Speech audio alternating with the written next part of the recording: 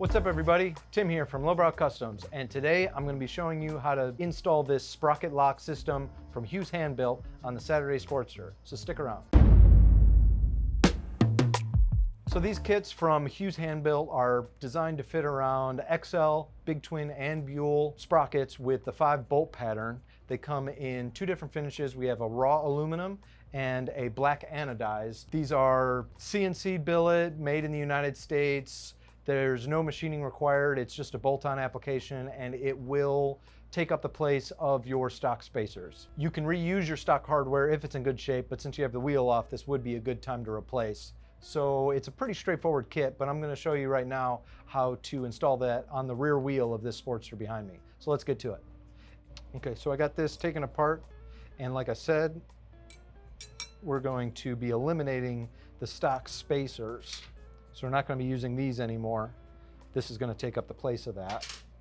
As always, we use Loctite on sprocket bolts. So we got Loctite, we have a locking plate. We really want this thing to be secured in place.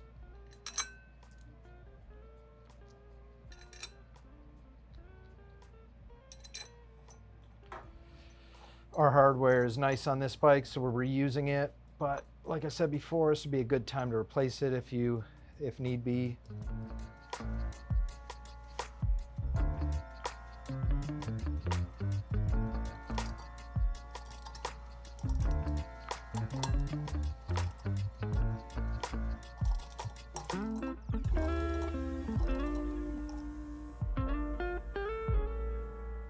The manual says to torque this to 55 to 65 foot-pounds. This is a cast wheel. Definitely refer back to your service manual when you're torquing your sprocket bolts. And so I'm gonna step it up to get to the proper torque. We're gonna torque everything first to 30, just so everything's pulling down in the same way as we're going. I don't just go straight into torquing one of these to the 55 or 65. And then as you're torquing, go in a start pattern, same as the lug nuts on your car. All right. Go up to 50. And then we're going to torque it to 60 since it's right in the happy middle of the 55-65. Okay. Let's see how this drops into place. You might have to rotate it to where it lines up happy.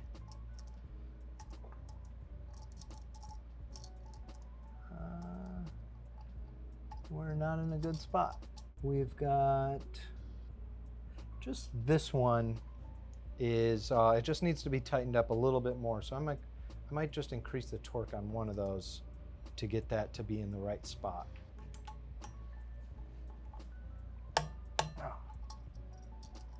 There we go. So I found where it slipped on the happiest, where it slipped on the easiest is what I should say, and there was one bolt that was restricting it from going, and I just gave it just a little bit more just to rotate it into the void of the lock so that I can finish installing this.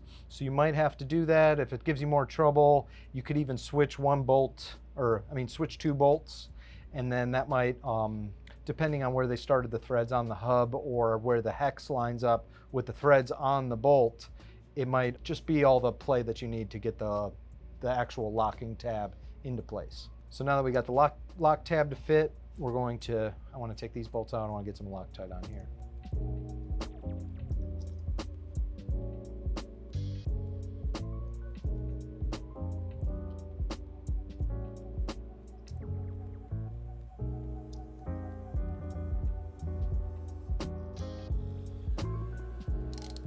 This is also in a star pattern, and the instructions call out to just lightly snug these.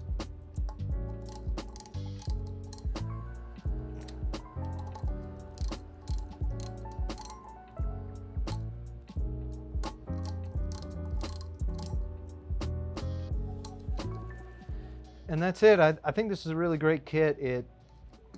I like the design of the backing plate is what secures everything. So the hardware goes in first, locks down the backing plate, and then that actually mounts the lock tab.